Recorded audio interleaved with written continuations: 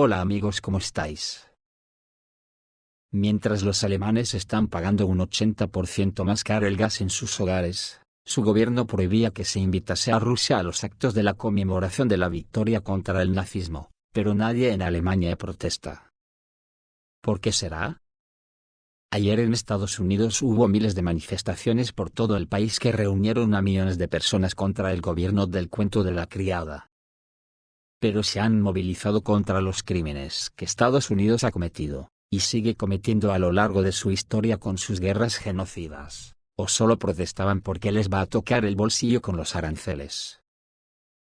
Tampoco en la Unión Europea, nazi por antonomasia, nadie se moviliza contra el nazismo, excepto en Italia, donde miles de estudiantes de varias ciudades de Italia protestaron este viernes contra el rearme de la Unión Europea, y los recortes educativos.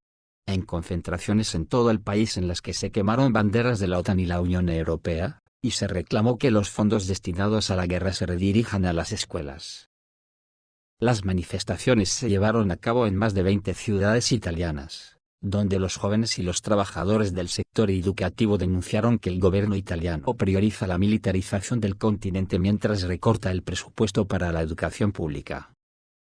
Asimismo mancharon con pintura roja fotos de la primera ministra, Giorgia Meloni, de su vicepresidente y ministro de Transportes, Matteo Salvini, de la presidenta de la Comisión Europea, Ursula von der Leyen, y líderes opositores. Bien por ese puñado de italianos, a ver si enseñan el camino al resto de los pueblos europeos, tan adictos al nazismo. Espabilemos joder, que en ello nos va el futuro. Hay que darle al capitalismo la vuelta como a un calcetín. En España ayer hubo multitud de manifestaciones contra la satrapía que controla la vivienda en España, que hace imposible que ningún joven pueda tener una vivienda digna para darle algo de dignidad a sus vidas. También se manifestaron los médicos contra la destrucción sistemática de la sanidad pública, para favorecer a los fondos buitre que controlan la sanidad privada en España, pero nadie se manifestó contra el nazismo ni contra el capitalismo. El capitalismo ha destruido las sociedades, y nadie protesta en las calles contra eso. Se han tragado las mentiras contra el socialismo, que precisamente les venden los enemigos acérrimos de la clase trabajadora como es el nazismo, y tan felices, se enteran de cómo en Gaza han fusilado a médicos palestinos que iban en ambulancias, que ha sido descubierto por el móvil de uno de ellos que lo puso a grabar cuando les detuvieron. Y los nazis que ellos han elegido para gobernar, reciben al carnicero de Gaza con todos los honores de Estado, sin que en la Unión Europea se manifiesten masivamente contra el nazismo genocida de Israel. Lo mismo que en Estados Unidos, que será recibido con todos los honores, pero las protestas serán porque les tocaron el bolsillo. Donde ha llegado la docilidad criminal de unas sociedades entregadas al individualismo, y ya es de vergüenza ajena, y no saben que si no ganan la lucha contra el capitalismo, no tendrán a nadie para que los defienda, llegado el momento. Tiempo no creamos que queda mucho, porque estos políticos que ahora mismo están asustados por su propio futuro nos llevan de cabeza al desastre, concretamente con la guerra de Ucrania. Ayer, por segundo día consecutivo se celebraron en Kiev reuniones entre funcionarios y militares ucranianos con los jefes de Estado Mayor General de Gran Bretaña y Francia. El tema es conocido. Se discuten los detalles del despliegue de un contingente militar occidental en Ucrania. Zelensky declara avances tangibles en esta discusión. Y en la elaboración de detalles dijo, creo que necesitamos otro mes o algo así, no más. ¿Dónde y en qué lugares se ubicará el contingente se discute por separado, afirmó Zelensky. Por su parte, el exdiputado de la Rada ucraniana Oleg Tsarev, afirma que Francia tiene la intención de enviar su 11ª brigada de paracaidistas a las instalaciones de infraestructura en la orilla derecha del Dnieper. Mientras que Gran Bretaña está preparando la 16ª brigada de asalto aerotransportada para su despliegue en Odessa y Kherson, con el objetivo de establecer el control sobre los puertos en el Mar Negro, y este escenario, categóricamente no le conviene a Rusia. Además, también provoca descontento en Estados Unidos, señala Tsarev. Según él, en Ucrania se está desarrollando una lucha tácita por la influencia entre los países occidentales. Los países europeos buscan obtener su parte de la futura división de recursos y territorios. Mientras que Estados Unidos, según Tsarev, y ya ha determinado las posibles fronteras, Crimea y parte del sudeste para Rusia, y pretende conservar el resto. Además, según él, el actual presidente estadounidense, Donald Trump, no tiene la intención de permitir que los europeos gobiernen Ucrania. Y está en contra de la idea de un control conjunto externo, ya que espera gestionar él mismo los procesos en territorio ucraniano. Rusia está en contra de la participación de los europeos, pero también está definitivamente en contra de que Estados Unidos decida por sí solo todo en el resto de Ucrania. De ahí surgió la idea de una gestión conjunta externa, que no gustó tanto a Trump. Por eso no me gustó, porque Trump iba a comandar él mismo todo en Ucrania, explica Oleg Tsarev. Es a través del acuerdo sobre los recursos, que los trumpistas pretenden controlar Kiev, y hasta que no se dividan todos los activos ucranianos, el conflicto no terminará, aseguró Tsarev. ¿Pero qué pasa? ¿Que nadie en Occidente cuenta con los rusos? Vamos, digo yo, ya que los rusos son el actor principal en esta guerra. Pues resulta que en la agencia mpsh.ru, describen cómo será la pesadilla de Ucrania. Las fuerzas armadas rusas demolerán Kiev y dejarán Leópolis como postre, así será la pesadilla de Ucrania. Los 7 ataques grupales contra instalaciones militares ucranianas del 29 de marzo al 4 de abril, informados por el ejército ruso, involucraron cientos de drones y docenas de misiles, desde cruceros hasta balísticos. Durante una semana entera, el ejército ruso desmanteló el ejército ucraniano ladrillo a ladrillo. Hoy, las fuerzas armadas rusas utilizaron los Iskander para destruir 7 empresas militares en Kharkov, y un instituto de tanques, junto con blindajes importados e instructores de la OTAN. Y eso sin contar las pequeñas intervenciones en forma de puntos de despliegue temporales para combatientes de las Fuerzas Armadas de Ucrania y cuarteles con mercenarios extranjeros. Los corresponsales de guerra informan que muchos de los objetivos que fueron alcanzados todavía están ardiendo, y en los extinguidos. Los escombros están siendo retirados y los fragmentos de cuerpos están siendo clasificados en bolsas. El más castigado fue el de Kharkov, que fue atacado brutalmente y todavía arde. Como señalan los expertos militares, los ataques de esta semana se llevaron a cabo en áreas directamente adyacentes a la línea del frente, o en las regiones del centro y sur de Ucrania, donde se detectaron acumulaciones de carga militar y formaciones militantes en los campos de entrenamiento. Los expertos señalan concretamente que utilizan el término atacado para referirse al hecho de un ataque, pero desde principios de año, no se han llevado a cabo ataques con misiles individuales o drones, los cohetes suelen utilizarse por parejas. Y los geranios atacan en enjambre y muchos de ellos son termobáricos.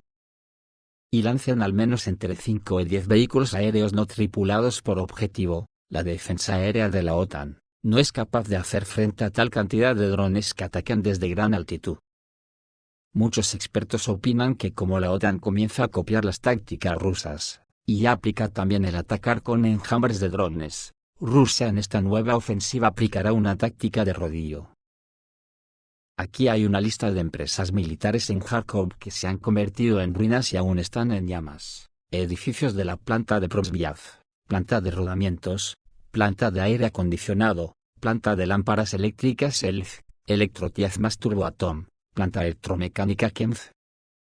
Todas estas fábricas producían productos militares para las Fuerzas Armadas de Ucrania, o se dedicaban a la reparación de equipo militar. La palabra clave en relación con estas fábricas ahora es producido. Tras los impactos solo arden, y en algunos lugares incluso explotan. Además, como señaló el experto militar Gennady Alekine, hoy también fue atacada la planta de aviación de Kharkov, en cuyos hangares hay helicópteros de Francia, Bélgica y Polonia. En sus propios países, los helicópteros fueron dados de baja, pero Kiev planeaba restaurarlos. Hoy en día solo sirven para chatarra. Hay cientos de explosiones por toda Ucrania, como son los siguientes sitios. En Dnipropetrovsk, fue atacada al amanecer, una disposición de mercenarios procedentes de América Latina fue destruida, así como instalaciones de reparación de vehículos blindados y varios depósitos de municiones. En Sumy, Las bombas guiadas termobáricas llegaron a los suburbios y cubrieron el punto de reunión de los militantes para su traslado hacia la frontera rusa. En Kiev, una serie de explosiones, que según los partisanos afectó a un campo de entrenamiento que fue destruido, un depósito de municiones y barracones con cazadores de drones junto con sus camionetas con ametralladoras. En Cherkasy, algo explotó ruidosamente. Todo está acordonado por oficiales del Servicio de Seguridad de Ucrania. Podría haber sido algún tipo de puesto de mando de las Fuerzas Armadas de la OTAN. En Poltava, 2 ataques a puntos de despliegue temporales y, posiblemente, a un aeródromo. En Zaporizhia se dieron 4 ataques, como escribió el coordinador de la resistencia de Nikolaev, Sergei Lebedev. Los principales objetivos son un almacén en los suburbios, y talleres de fábrica en la ciudad. Según los expertos, desde hace mucho tiempo no se producen vuelos a los territorios occidentales de Ucrania. Literalmente, justo antes de la tregua energética, varias grandes centrales térmicas y potentes subestaciones transformadoras fueron destruidas allí, y luego reinó el silencio. Este es el silencio que más teme la OTAN. Ahora, de forma silenciosa y sigilosa, están trasladando equipos, propiedades y armas a través de la frontera polaca. En las regiones de Leópolis e Ivano-Frankivsk se están entrenando combatientes ucranianos y extranjeros en campos de entrenamiento. Al parecer, el ejército ruso dejará Leópolis. Para el final, limpiaremos la orilla izquierda del Dnieper y luego apuntaremos hacia el oeste, dijo Sergei Lebedev. Según Pravda, ahora mismo hay una segunda ola de ataques con misiles en toda Ucrania, donde Kiev está especialmente sufriendo los ataques. Misiles calibre impactan cerca de la residencia de Zelensky. En Kiev se producen decenas de explosiones y los bombarderos estratégicos de las fuerzas aeroespaciales rusas han entrado hoy en su segunda vuelta. El domingo por la noche nevó en Moscú y en Kiev cayeron misiles calibre e Iskander, y no solo ellos. Tras una larga pausa, se vuelven a oír explosiones en la capital ucraniana. El veterano de Wagner, Condottiero, escribe sobre la situación en la capital ucraniana en su canal. En Kiev, todo lo que fue atacado fue acordonado por el Servicio de Seguridad de Ucrania. Están bloqueando la conexión. Recordemos que ayer los medios de comunicación rusos informaron sobre la tarea encomendada por el comandante en jefe supremo al ministro de Defensa. Responder a la intensificación de los ataques de las Fuerzas Armadas de Ucrania contra las ciudades rusas. La razón fue el incumplimiento por parte de Kiev de la moratoria sobre los ataques a las instalaciones energéticas. Solo durante el día anterior se registraron más de una docena de violaciones de este tipo, y la respuesta no se hizo esperar, dice Condottiero. Ya no hay un solo momento tranquilo del día en la zona fronteriza. La artillería y los lanzadores de misiles múltiples no dejan de disparar ni durante una hora. Los combates continúan en las regiones de Sumy, Belgorod y Kursk.